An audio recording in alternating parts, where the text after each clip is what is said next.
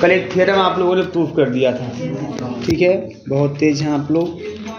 कल एक theorem proof हो गया था और थ्योरम क्या था कि सी स्मॉल सी ई मतलब है ना is equal to order of G order of normalizer of E, ठीक है। मतलब आपने ये प्रूफ कर दिया था कि जो कंडीशन दिया हुआ उस कंडीशन के अकॉर्डिंग कि जितने ए के कॉन्जुगेट होंगे उनकी संख्या जितनी होगी, ए के कॉन्जुगेटों की जितनी संख्या होगी वो एक्चुअल में किसके बराबर होगी, वो नॉर्मलाइजर ऑफ ए के इंडेक्स के बराबर होगी, इंडेक्स के बराबर होगी। अर्थात वो किसके बराबर होगी, वो number of distinct right coset of normalizer of A के बराबर होगी। ये आपने देखा, तो आपने उस पहले कुछ रिजल्ट प्रूफ किया, रिजल्ट के आधार पर बताया आप लोगों ने कि जो कॉन्जुगेट होंगे ए के, ठीक है, और जो नॉर्मलाइजर ए के राइट कोसेट होंगे इन दोनों सेट में 1-1 करेस्पॉन्डेंस होगा, जिसकी वजह से है ना जब 1-1 करेस्पॉन्डेंस होगा तो ऐसी स्थिति में क्या होगा, ऐसी स्थिति में है ना आपको number of element in conjugate set जो आपको दिखाई देगा वो और number of right coset of normalizer of A दोनों क्या दिखाई देंगे, सेम दिखाई देंगे। और distinct number of right coset of normalizer of A means index of normalizer of A, और नॉर्मलाइजर ए जो होता है वो जी का सब ग्रुप होता है, तो उसका इंडेक्स निकालने का मतलब क्या कि order of G divides by the order of normalizer of A, वो भी सब ग्रुप है। तो ये चीज लैग्रेंज ने बताया था, इसी को इंडेक्स भी बोलते हैं, ठीक है, ये चीज हो गया। अब एक चीज मैं बता दूं आप लोगों को कि जब भी इक्विवेलेंस क्लास बनता है किसी भी रिलेशन में, कोई रिलेशन हो, जब वहां इक्विवेलेंस क्लास की बात आती है याद रखिएगा वहां पार्टीशन हो जाता है, वहां पे अलग अलग क्लास इक्विवेलेंस क्लास बन जाते हैं, है ना। वो जो ग्रुप होता है वो कई भागों में बढ़ जाता है, बात समझ में आ रही है। और इस तरीके से बढ़ता है, और इस तरीके से बढ़ता है कि कोई दो पार्ट का अगर आप इंटरसेक्शन लोगे तो यू गेट 5, और जितने भी पार्ट्स उसके होंगे उन सभी डिस्टिंक्ट पार्ट का जब यूनियन लोगे तो जी के क्या आएगा, बराबर आएगा। ऐसे देखो यहाँ पे ऐसे आप सेट का किसी सेट का पार्टीशन अगर करते हो आप, मान लीजिए सेट में आपके number of element 1 2 3 4 5 up to 10, ये कोई सेट है ना। अब इसको ऐसे बांट दो, कैसे बांट दो, मान लीजिए आपने बांट लिया S1 में आपने कर लिया 1 2 3, ठीक है, S2 में कर लिया आपने 4 5, S3 में कर लिया मान लीजिए 6 to 10 कर लिया, चलो खत्म करते हैं, बात समझ आ रही है। अब इस तरीके से आपने बांट लिया। अब इसमें क्या है, इसमें कोई भी दो अगर आप इसका जो है सबसेट है तो है इसके कोई दो सबसेट आप इसका लीजिए तो उसका जो इंटरसेक्शन आपको मिलेगा, जो उसका इंटरसेक्शन मिलेगा है ना, वो बराबर नहीं मिलेगा, वो बराबर किसके होगा, बराबर है तो किसके होगा, 5 के, ठीक है ना। मतलब इज इक्वल टू क्या मिलेगा, 5, मतलब S1 intersection S2 5, S2 intersection S3 5, S3 intersection S1 क्या हो जाएगा, 5, है ना भाई। कोई दो को लेकर आप देखो इस तरीके से ऐसा पार्टीशन, और ये सब डिस्टिंक्ट हैं और इसमें कोई कॉमन नहीं है, तो ऐसी स्थिति जब S1 union S2 union S3 करोगे ना तो आपको S3 मिल जाएगा, ये बात ठीक। इस तरह से पार्टीशन होता है, पार्टीशन है ना।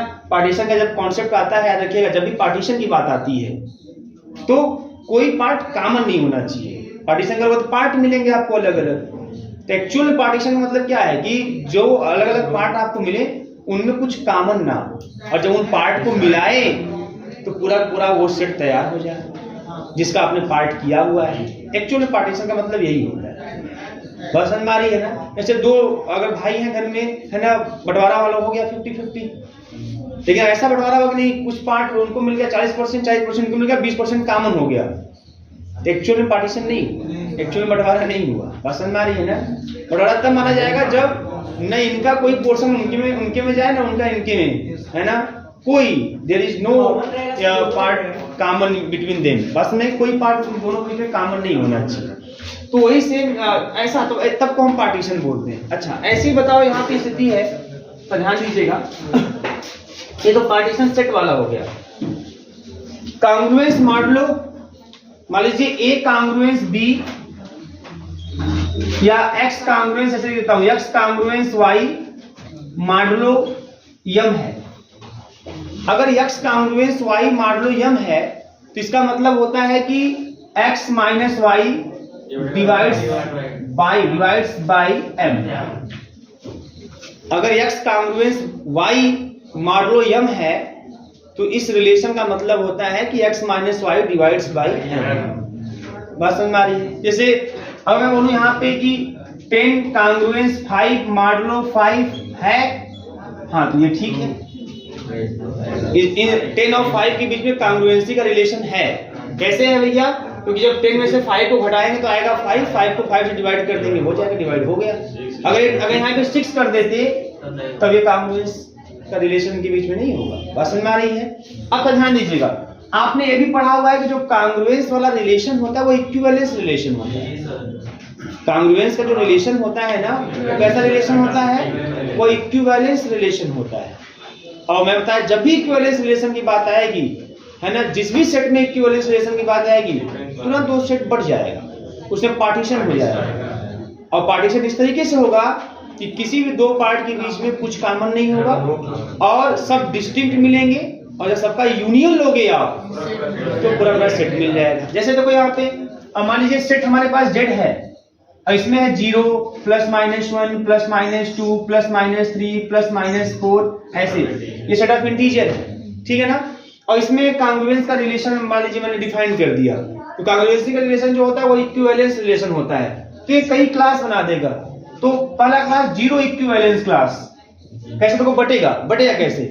जीरो इक्विवेलेंस क्लास, ठीक है। और जीरो इक्विवेलेंस क्लास की बात करते हैं, यहाँ पे हम m इक्वल टू मान लेते हैं, कोई को कुछ ना कुछ मानना पड़ेगा और उसके अकॉर्डिंग बढ़ जाएगा तुरंत। m इक्वल टू मान लीजिए हम 5 मान लेते हैं, क्या मान लेते हैं? 5। तो ऐसे केस में जीरो इक्विवेलेंस क्लास में कौन से एलिमेंट आएंगे, इस पार्ट में कौन से एलिमेंट आएंगे? इसमें 0 आएगा, ठीक है ना, 5 आएगा, 10 आएगा, 15 आएगा, बस में 20 आएगा, -5 आएगा, -10 आएगा, माइनस का 15, ये सब आएंगे जीरो इक्विवेलेंस क्लास में। बात समझ में आ रही है? तो इसका मतलब यह समझते हैं क्या? इसका मतलब यह है कि जीरो के साथ ये सब जो है कांग्रुएंस रिलेशन में होंगे। जीरो के साथ ये सब कांग्रुएंस रिलेशन में होंगे। कैसे? देखो यहाँ पे जीरो कांग्रुएंस कुछ भी ले लो, इसमें से कुछ भी ले लो, 10 कुछ भी ले लो, मॉडुलो 5 सही है? यस सही है, नो प्रॉब्लम। 0 - 10 करोगे 5 से डिवाइड कर देगा -2 टाइम्स। क्लियर है? तो ये जितने भी नंबर हैं सब जीरो के साथ कांग्रुएंस में दिखाई देंगे आपको। तो ये उसका क्लास हो गया, जीरो इक्विवेलेंस क्लास हो गया। इसी प्रकार से आपका है ना 1, तो कैसे बट रहे हैं, बटेंगे कैसे? 1 इसमें क्या आएगा? 1 की बात करते हैं यहाँ पे, तो 1 के केस में आपका आ जाएगा, हाँ 6, 11, बात समझ आ रही है, और उसके बाद 60 है ना, 21, ऐसे। और इधर जाने में क्या मिलेगा आपको? इधर माइनस का 6, माइनस का 11, माइनस का 16, ऐसे मिलते जाएंगे। अब देखो यहाँ पे, अब 1 के साथ, अब ये 1 के इक्विवेलेंस क्लास है, इसका मतलब ये सभी नंबर 1 के साथ है ना जो है कांग्रुएंस के रिलेशन रखते हैं with respect to multiplication, sorry with respect to modulo 5। तो देखो अभी से 1 है, कोई नंबर ले लो इसमें से, है ना, वो होल्ड करेगा। माइनस का 16 ही ले लो अगर आप, है ना, तो ये आपका मॉडुलो 5 ये होल्ड करेगा। इसको अगर भेजोगे भाई x माइनस वाई, तो 1 माइनस प्लस 16 हो जाएगा। गड़बड़ नहीं है, ये गड़बड़ हो गया है ना, ये गड़बड़ हो गया। अब ऐसे 1 इक्विवेलेंस क्लास में सब नहीं आएंगे, तब इसको आप ऐसे करिए जो है ना, इसमें 1 का मतलब ये हो गया कि इसमें वे नंबर आएंगे जो 1 के साथ कांग्रुएंस के रूप में होंगे, घटाने पर आपका वो आना चाहिए। तो माइनस का 6 अगर लेते हैं, माइनस का सॉरी प्लस का 6 लेंगे तो चलेगा, +6 चलेगा, है ना, 11 चलेगा, ठीक, कोई दिक्कत नहीं है। +6 होगा, 11 होगा, 16 होगा, ये सब होंगे 1 के साथ। जब इनको लेंगे आप कांग्रुएंस, है ना, 6 या 11 कुछ भी 16 ही ले लेंगे, मॉडुलो 5 यह कंडीशन होल्ड करेगा, कोई समस्या नहीं। और निगेटिव वाले में सोचिए, निगेटिव वाले में क्या होगा? माइनस का 4 चलेगा, माइनस का 9 चलेगा। ध्यान समझिएगा यहाँ पे कौन आएंगे इसके क्लास में। तो अब देखो 1 के साथ अगर आप लोगे माइनस का 13 चलेगा, माइनस का 14 चलेगा, 5 का अंतर है ना, ये चलेगा। अब 1 का माइनस का 14 करोगे अगर आप बेटा, तो मॉडुलो 5 हाँ ये होल्ड कर रहा है। इसका मतलब ये सभी नंबर 1 के साथ कांग्रुएंस में है ना, मॉडुलो 5 के रिस्पेक्ट में। ऐसे ही 2 का 3 का ऐसे बनता जाएगा। और आप ये भी देखोगे कि किसी दो के बीच में कोई कॉमन नहीं है। कोई नंबर कॉमन है क्या? इस क्लास में कोई नंबर कॉमन है? कोई नंबर कॉमन नहीं। और ऐसे जब बनते जाएंगे, तमाम ऐसे बनते जाएंगे, तो आप जब बन जाएंगे सभी, भाई देखो 1 0 equivalence class, 1 equivalence class, 2 equivalence class, 3 equivalence class, 4 equivalence class, ऐसे ही अप टू इंफिनिटी तक पहुंच जाएंगे आप। तो जितने भी सब बन जाएंगे उन सबका यूनियन लोगे, ये तो आ ही जाएगा ना पूरा, ये पूरा मिल जाएगा। ऐसे कुछ नंबर इसमें मिल गए 5 वाले, 0 वाले, कुछ नंबर ये वाले मिल जाएंगे, ऐसे सब में मिलते जाएंगे और सबको जब यूनियन लोगे तो पूरा पूरा ये आ जाएगा, जेड आ जाएगा। कहने का मतलब मेरा मतलब ये है ना कि जो रिलेशन इक्विवेलेंस रिलेशन होते हैं, है ना, वो उस सेट को पार्टीशन कर देते हैं, उस सेट का पार्टीशन कर देते हैं। अब पार्टीशन इस तरीके से करते हैं, पार्टीशन इस तरीके से करते हैं कि जो अलग अलग पार्ट आपको मिलते हैं एज ए सबसेट, उनमें कोई 2 आप एलिमेंट लोगे तो उनका इंटरसेक्शन क्या होगा? 5, मतलब कुछ भी कॉमन नहीं मिलेगा। अगला जब 2 इक्विवेलेंस क्लास बनाओगे, 2 इक्विवेलेंस क्लास में कौन से नंबर आएंगे, कौन से इंटीजर आएंगे? वे इंटीजर आएंगे जो 2 के साथ कांग्रुएंस के रूप में दिखाई दें और मॉडुलो 5 के रिस्पेक्ट में। 5 ले लीजिए, है ना। इसका मतलब समझना, इसका मतलब क्या? 5 में कौन आएगा, है ना? 5 में वे नंबर आएंगे जो 5 के साथ कांग्रुएंस के रूप में दिखाई देंगे। तो कौन होंगे बताइए? 0 हो जाएगा, है ना? क्यों नहीं होगा? है ना, 5 के साथ कांग्रुएंस 0 और मॉडुलो 5 तो होल हो रहा है। और 1 की बात करोगे तब नहीं होगा, तब यहाँ पे नहीं होगा। और कौन से नंबर? 10 ही हो जाएगा, है ना। इसका मतलब क्या हुआ? इसका मतलब यह हुआ कि ए इसके पार्ट में नहीं होगा, डिस्टिंक्ट, है ना। मतलब समझिए आप, जब पार्टीशन होगा तो क्या होंगे? डिस्टिंक्ट होंगे। जैसे बताता हूँ आपको, जो पिछला वाला सेट मैंने लिया था 1 to 10 वाला था, ध्यान समझिएगा। तो मैंने S1 लिया 1 to 3, S2 लिया 4 5 6 या 4 5 ले लिया, S3 ले लिया 6 to 10। मैं चाहता तो वहां पे कोई सेट ऐसा लेता जो कॉमन कर देता, लेकिन याद रखिएगा कि इसमें जो क्लास बनेंगे अब से 5 वाला नहीं बनेगा। क्यों? क्योंकि ये ऑलरेडी कॉमन कर दिया, इंटरसेक्शन नॉट इक्वल, इंटरसेक्शन 5 आना चाहिए, तो ये नहीं रहेगा इसके पार्ट में, है ना। मतलब जब पार्टीशन होगा तो उस पार्टीशन में जितने भाग बनेंगे उसमें ए वाला क्लास नहीं होगा। अब आगे चेक कर लीजिए, 3 वाला होगा कि नहीं होगा, 2 वाला नहीं होगा। तो जो होगा इसके पार्ट में, है ना, उसका कोई इवेंट किसी के साथ कॉमन नहीं होना चाहिए, बस ये चीज ध्यान देना है। तो ऐसे जितने भी बनेंगे डिस्टिंक्ट वाले, मैं सबसे पहले बोला हूं डिस्टिंक्ट वाले, अब ए ले लोगे तो डिस्टिंक्ट नहीं रह जाएगा। तो जितने भी डिस्टिंक्ट वाले क्लास बन जाएंगे, उन सभी डिस्टिंक्ट वाले क्लास का जब यूनियन लोगे तो पूरा पूरा आपको जेड मिल जाएगा। और उन डिस्टिंक्ट वाले क्लास में कोई 2 का इंटरसेक्शन लोगे तो इक्वल टू क्या मिल जाएगा? 5। तो 5 वाला क्लास इसमें नहीं होगा।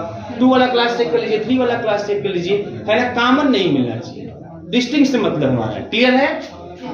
मेन इसमें ये जान लेना है आपको कि जब भी किसी सेट में कोई रिलेशन इस तरह से डिफाइंड हो, जो रिलेशन इक्विवेलेंस रिलेशन हो, ऐसा रिलेशन उस सेट को, है ना, उस सेट का पार्टीशन कर देता है, उस सेट को बांट देता है।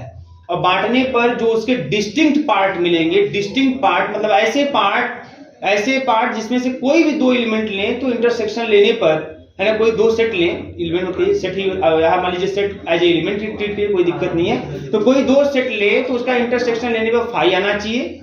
और उन डिस्टिंक्ट जो आपके पार्ट आए हैं, जो सेट आए हैं, जब उनका यूनियन हम लें तो पूरा पूरा वो सेट आना चाहिए जिसका पार्टीशन की आप बात कर रहे हैं। बात समझ में आ रही है? अच्छा, अब मैं ये सब बातें क्यों कर रहा हूं? क्योंकि अभी आप जो ऊपर पढ़े वहां पर भी एक आपने इक्विवेलेंस रिलेशन पढ़ लिया है, पढ़ा है नहीं?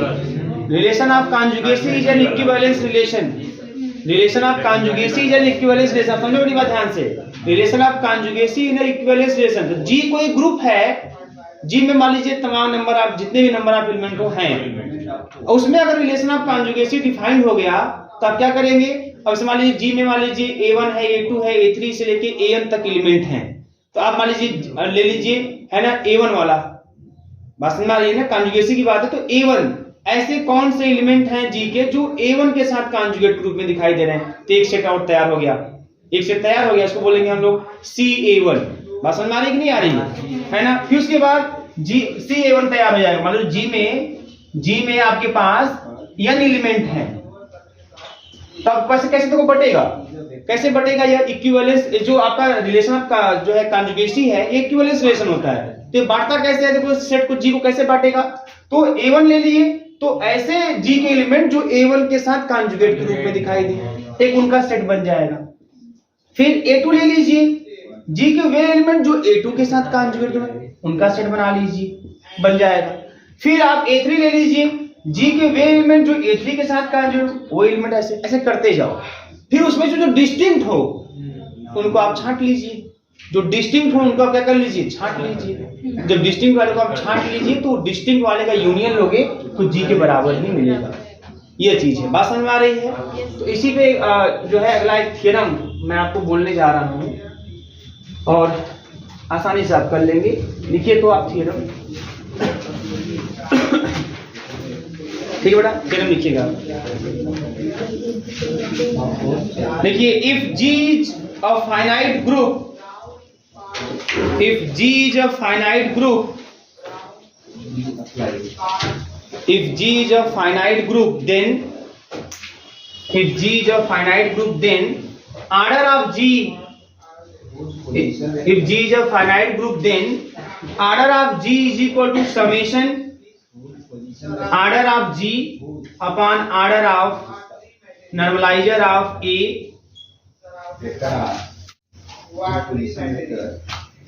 ठीक है। Order of G is equal summation order of G divides by order of normalizer of A, where this sum SUM summation है ना, where this sum runs over one element small ए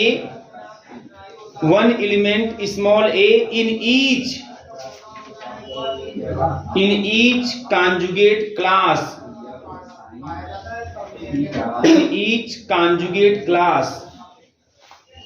ठीक है, in each conjugate class।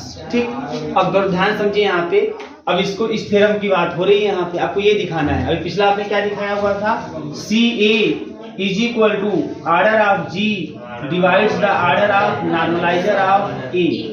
ठीक, तो सबसे पहले आप बोलेंगे कि जो रिलेशन ऑफ कॉन्जुगेसी होता है ये इक्विवेलेंस रिलेशन होता है। इसलिए ये जो इक्विवेलेंस रिलेशन है, रिलेशन ऑफ कॉन्जुगेसी, ये क्या करेगा, यह ग्रुप जी को है ना डिसजॉइंट क्लास में क्या करेगा, पार्टीशन कर देगा।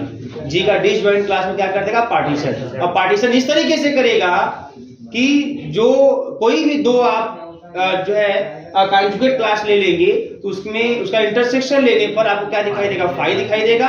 और जितने डिस्टिंक्ट वाले होंगे, जितने डिस्टिंक्ट कॉन्जुगेट क्लास बनेंगे, उन सबका यूनियन लेने पे आपको जी मिल जाएगा। इस तरीके से तो मान लीजिए कि जी में जो एलिमेंट है, n एलिमेंट है, तो A1 A2 करके से तमाम एलिमेंट हैं। मान लीजिए n एलिमेंट है, A1 से लेके AN तक एलिमेंट हैं, और हर एलिमेंट के करस्पॉन्डिंग हमने कॉन्जुगेट क्लास बना दिया, ठीक है ना। और कॉन्जुगेट क्लास बना दिया, हो सकता है उसमें से कोई कॉन्जुगेट क्लास सेम भी हो जाए, तो आपको क्या लेना है, आपको डिस्टिंक्ट कॉन्जुगेट क्लास लेना है। मान लीजिए उस n कॉन्जुगेट क्लास में कौन से बनेंगे, CA1 CA2 CA3 से लेके CAN तक। उस n कॉन्जुगेट क्लास में मान लीजिए k number of conjugate class ऐसे हैं जो डिस्टिंक्ट हैं, जो क्या है, डिस्टिंक्ट है। तो ऐसे स्थिति में अगर डिस्टिंक्ट है तो जो g होगा वो हो जाएगा आपका CA1 यूनियन CA2। जितने भी डिस्टिंक्ट कॉन्जुगेट क्लास होंगे उन सब का यूनियन लेने पर है ना आपको पूरा का पूरा जी मिल जाएगा।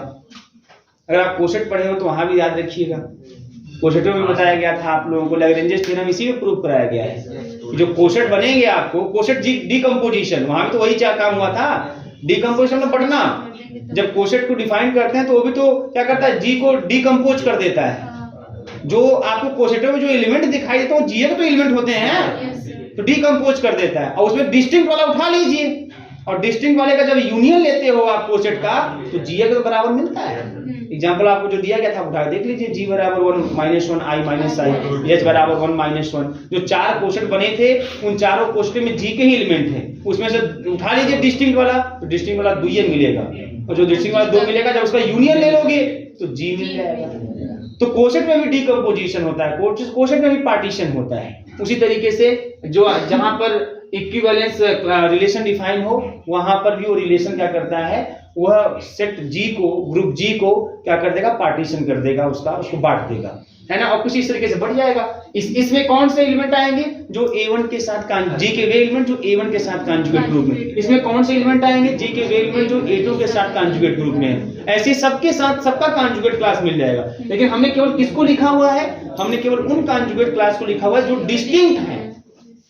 मान लीजिए n नंबर है तो सबके कॉन्जुगेट क्लास बनेंगे, लेकिन उस n नंबर जो जी के n नंबर ऑफ एलिमेंट है उसमें से मान लीजिए k नंबर ऑफ एलिमेंट ऐसे हैं, है ना, जो डिस्टिंक्ट है, और जो डिस्टिंक्ट है तो उनका यूनियन लेने में क्या मिल जाएगा, जी मिल जाएगा, पूरा जी मिल जाएगा। अब ध्यान दीजिए, आपको ये भी पता है बेटा कि जब ऐसी बात होती है, जैसे आपने एग्जांपल जो लिया था g इज इक्वल टू वाला 1 - 1 i - i, फिर h बराबर 1 - 1, इसमें आपने दो आपको ऐसे कोशेंट मिलते हैं जो डिस्टिंक्ट होते हैं, चाहे h into 1 ले लो और चाहे h into -1 ले लो, है ना। ये आपको मिल जाएगा 1 - 1 मिल जाएगा, और चाहे h into i ले लो और चाहे h into -i ले लो, आपको i - i मिल जाएगा। और जब इन दोनों का यूनियन ले लोगे, g इज इक्वल टू चाहे h into 1 लिख के या चाहे h into -1 कर दो, यूनियन h into i लिख दो, चाहे h into -i कर दो, है ना।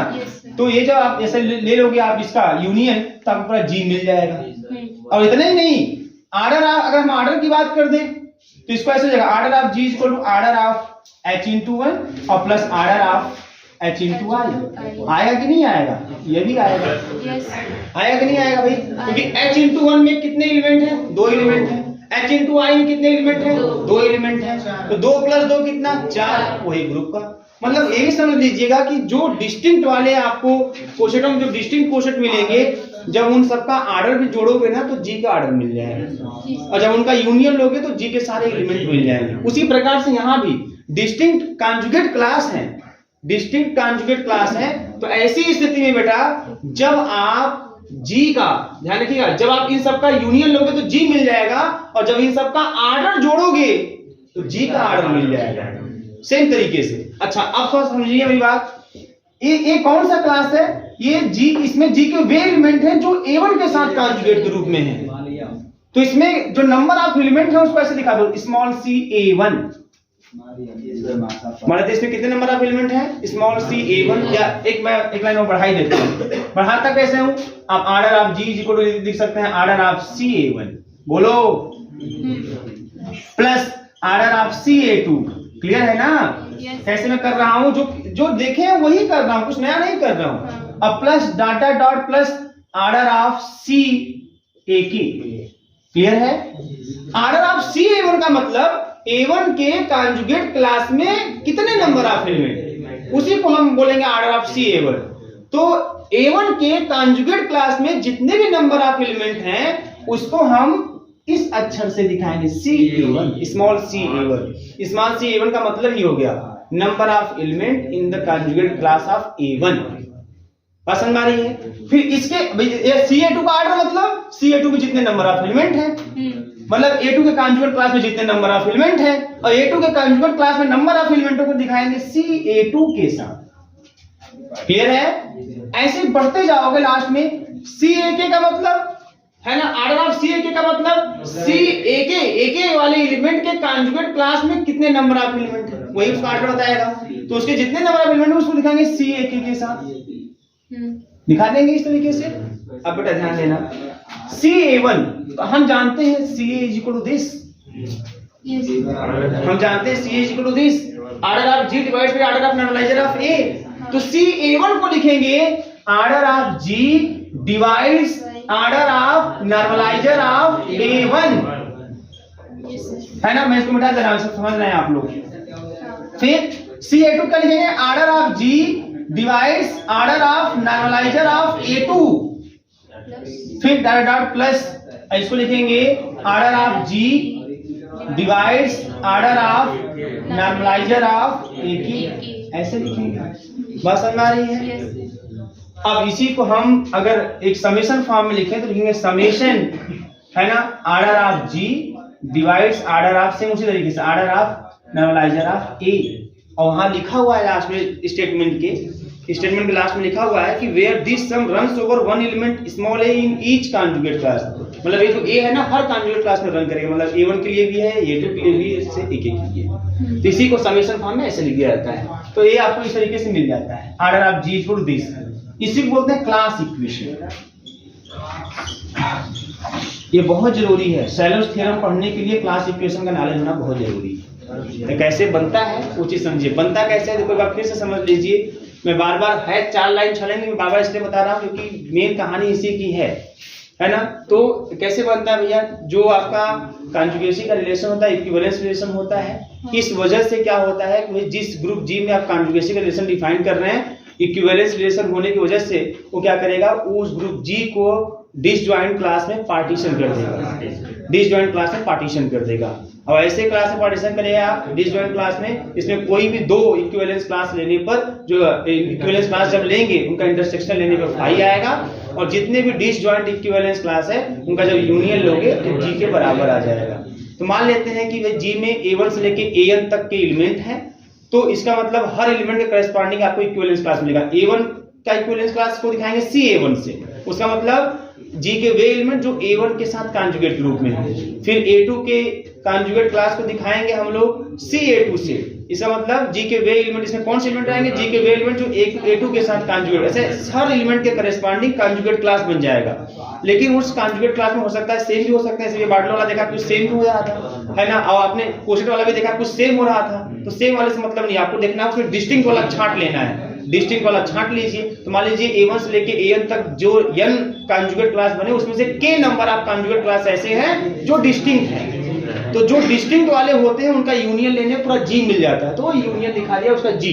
और आप ये भी जानते हो जितने डिस्टिंक्ट वाले होते हैं उनका जब आर्डर आप जोड़ोगे तो G का ही आर्डर मिलता है। इस एग्जांपल को आसानी से कोशेट वाले का एग्जांपल अपने बगल में रखिएगा, समझिएगा, साफ साफ दिखाई देगा, है ना। तो जोड़ेंगे तो ये मिल जाएगा। और आर्डर ऑफ CA1 का मतलब है ना, CA1 मतलब A1 के कॉन्जुगेट क्लास के नंबर ऑफ एलिमेंट, किसी का आर्डर मतलब उस क्लास में, उस सेट में, है ना, कितने नंबर ऑफ एलिमेंट है, आर्डर का मतलब ये।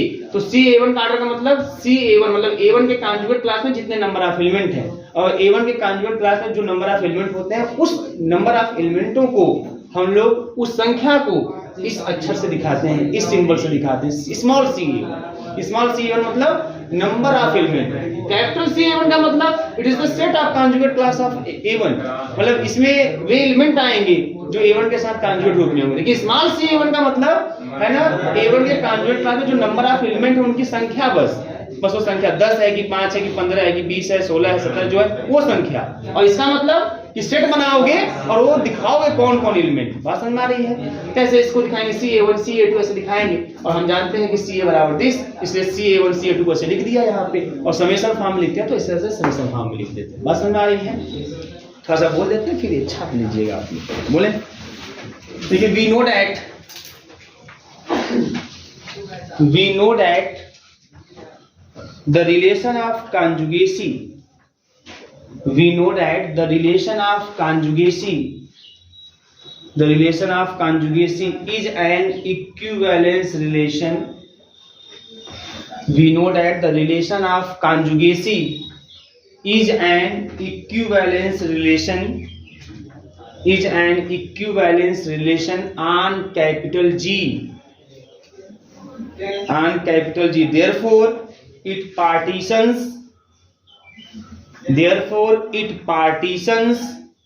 capital G into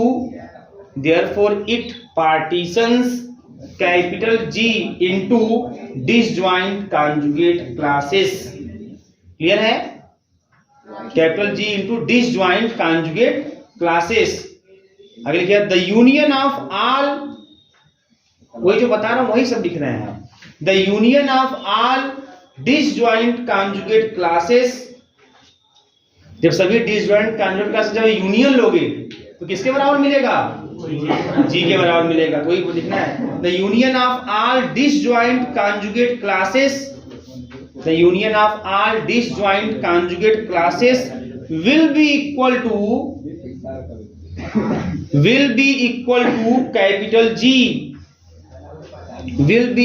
to capital G, and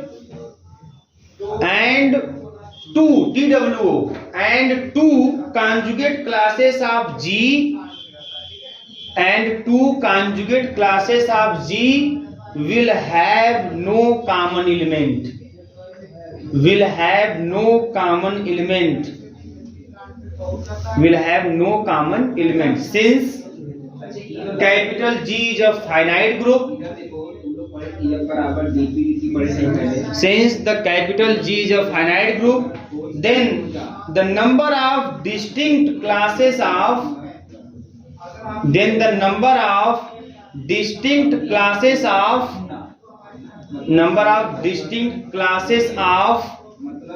capital G will be finite. Finite number of element को डिस्टिंक्ट क्लास में फाइनाइट नंबर में मिलेगा. विल बी फाइनाइट से capital G classes of capital G will be. G finite है इसलिए conjugate class भी जो बनेंगे तमाम वो भी फाइनाइट नंबर में ही बनेंगे. हो गया. से ऐसे वाई से फाइनाइट होगा तो कितना होगा? से के स्मॉल के माने तो के नंबर में क्या है आपके डिस्टिंक्ट डिसजॉइंट आपके क्या है कॉन्जुगेट क्लासेस हैं. ठीक है ना. Suppose C A capital C bracket में small A. Suppose C A capital C bracket में स्मॉल ए है ना. समझ में आ रहा है ना. C A denotes the conjugate class of A. Denotes the conjugate class of A and small C और A as a suffix and C A small C A वाला denotes the number of element in this conjugate class. कौन से conjugate class में? Capital C A वाले conjugate class में. हाँ, small C A denotes the number of element in this conjugate class. This मतलब कौन? सी ए in this conjugate class. हाँ मत बोलो कंफ्यूजन हो रहा है सर. पहले आपको ये स्टेटमेंट. हाँ भाई. Small C A as a suffix denotes the number of element in this conjugate class. मतलब स्मॉल सी दिखाता है number of element conjugate class. C is the number of conjugate element. किसके conjugate element? A के. C is the number of conjugate element. हाँ ठीक है. हाँ वही बात है. ठीक है. तो ये जो जो मैं लिखवाऊंगा इस हिसाब से उसका तरीका यह है कि C A1 जो है आपका A1 का कॉन्जुगेट क्लास है और इस A1 के कॉन्जुगेट क्लास में नंबर ऑफ एलिमेंट को स्मॉल C A1 से दिखाएंगे. C A2 यह आपका A2 का कॉन्जुगेट क्लास है. इस कॉन्जुगेट क्लास में जितने नंबर ऑफ एलिमेंट है उसको C A2 से दिखाएंगे. मैं वो भाषा लिखवा रहा हूँ. ठीक है. कोई दिक्कत नहीं है ना. आगे लिखेगा यहाँ पे if C A1 capital C. जब कैपिटल C बोलूंगा तो A1 A2 ऐसे ब्रैकेट में लिखिएगा. if capital C A1 comma capital C A2 comma dot dot dot capital C A के are the small k distinct conjugate classes of capital G. Distinct conjugate classes of capital G. Then अब ये पूरी कहानी आप छाप लेंगे. Then G is equal to this. और कौन कहां से आया? ये सब कहां से लिखे जा रहे हैं? ये सब कहां से लिखे जा रहे हैं? यहां से लिखे जा रहे हैं जो अभी हमने प्रूव कर लिया पीछे. ठीक है. और यहां पे लिखने के बाद आप लिख देंगे this is known as the class equation. इसी को क्लास इक्वेशन बोलते हैं. तो क्लास इक्वेशन क्या होता है? Order of G is equal to summation order of G divides by order of normalizer of A. ये क्लास इक्वेशन होता है.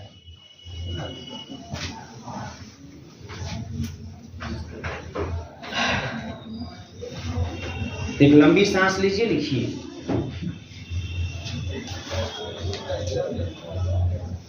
हेडिंग करिए the centre of a group. The center of a group. Center CENTRE जैसे centre होता है. The center of a group. ठीक है. तो कोई G अगर कोई ग्रुप है ना, ध्यान दीजिएगा. अगर G कोई ग्रुप है, let G be a group. G be a group. Then the set, एक सेट बनाते हैं इसको कैपिटल जेड से रिप्रेजेंट करते हैं, of all self, the set capital Z of all self conjugate element of capital G is called center of G। मतलब G में है ना जितने भी एलिमेंट हैं उसमें से उन एलिमेंटों को ढूंढ निकालिए जो सेल्फ कॉन्जुगेट। आप जानते हैं कि जो कॉन्जुगेसी का रिलेशन होता है इक्विवेलेंस रिलेशन मतलब रिफ्लेक्सिव भी होता है, और रिफ्लेक्सिव में यही होता है, इसका मतलब कि हर एलिमेंट स्वयं के कॉन्जुगेट रूप में दिखाई देता है, तो ऐसे एलिमेंट मिल जाएंगे आसानी से। तो जी के जो भी एलिमेंट सेल्फ कॉन्जुगेट के रूप में दिखाई दे, मतलब स्वयं का स्वयं, ए का कॉन्जुगेट, बी का कॉन्जुगेट, तो जो एलिमेंट स्वयं के कॉन्जुगेट के रूप में दिखाई देंगे उन सभी एलिमेंटों के सेट को हम सेंटर ऑफ जी बोलेंगे। सेंटर ऑफ जी में सेंटर ऑफ जी मतलब जेड, जिसको जेड से रिप्रेजेंट करते हैं, कैपिटल जेड से रिप्रेजेंट करते हैं, इसमें जी के वे एलिमेंट आएंगे जो है ना मास्टर, जो स्वयं के कॉन्जुगेट के रूप में दिखाई देंगे। स्मॉल जेड है, याद रखिएगा, कैपिटल जेड से सेट को, स्मॉल जेड से उस कैपिटल जेड के एलिमेंट को। ये स्मॉल जेड जी का ही एलिमेंट है, जी का वो एलिमेंट है जो स्वयं के कॉन्जुगेट के रूप में है। या इसको मैं लिख दूं ऐसे, small z belongs to capital G such that, अगर जेड का कॉन्जुगेट है then there exist x belongs to g such that z is equal to x inverse zx, है ना, for x belongs to g। Clear है? Conjugate मतलब तो यही ना हो गया कि कोई कॉन्जुगेट कोई एलिमेंट ऐसा मिलना चाहिए कि इस तरह का कंडीशन होल्ड कर जाए। अब एक कहानी और इसको बढ़ाते हैं, small z belongs to capital G such that, अगर इस x इनवर्स को इधर भेज दें, x इनवर्स को इधर भेज दें, x z is equal to z x, ये कामा है भैया, जेड एक्स है ना, और x बिलोंग्स टू कहां पे, जी। तो आपको ऐसा डायरेक्ट ऐसा लिखा हुआ डिफिनेशन मिल जाएगा, है ना, capital Z is equal to small z belongs to capital G such that, है ना, x z is equal to z x. But actual में इसको आप कम्यूटेटिव ऐसा है ना बाद में सोचिएगा, पहले आप सोचिएगा ये चीज है, मतलब इसमें जेड के वे एलिमेंट आते हैं, तो जी के कैपिटल जी के वे एलिमेंट आते हैं जो सेल्फ कॉन्जुगेट होते हैं। सेल्फ कॉन्जुगेट होता है ऐसा होगा, ऐसा होगा, तो ऐसा होगा, है ना। तो ये डिफिनेशन है आपका सेंटर ऑफ ग्रुप का, नोट कर लीजिए,